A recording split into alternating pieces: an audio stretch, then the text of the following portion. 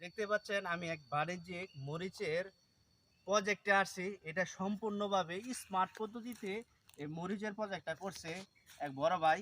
দেখেন মালচিং পদ্ধতিতে এই মরিচের চারা রোপণ করছে। ভাই যদি একটু উপরে দেখা দেন, উপরেও কিন্তু একটা নেট দেওয়া। এই নেটের বিশেষত গুণ হচ্ছে এই যে এখন যে বর্তমানে রোদের অনেক তাপ, এই রোদের তাপ কিন্তু সরাসরি যাতে গাছে না পড়ে।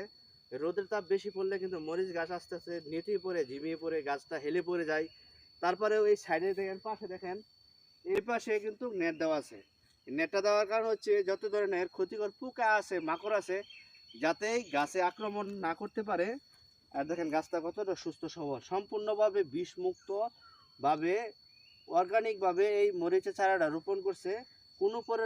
কোনো প্রকার বিষ কিন্তু স্প্রে করতেছে না, কারণ এই নেটের কারণে। নেটে কিন্তু পোকামাকড়টা সরাসরিভাবে গাছে আক্রমণ করতে পারতেছে না, বাধা প্রাপ্ত হচ্ছে, এবং গাছটাও কিন্তু সুস্থ সবলভাবে আছে প্রত্যেকটা চারাই। আর এখন কিন্তু বাইরে কিন্তু প্রচুর রোদের তাপ, কিন্তু এই জায়গায় কিন্তু রোদের তাপটা এই নেটের কারণে তেমনভাবে পড়তেছে না। সবাইকে ধন্যবাদ।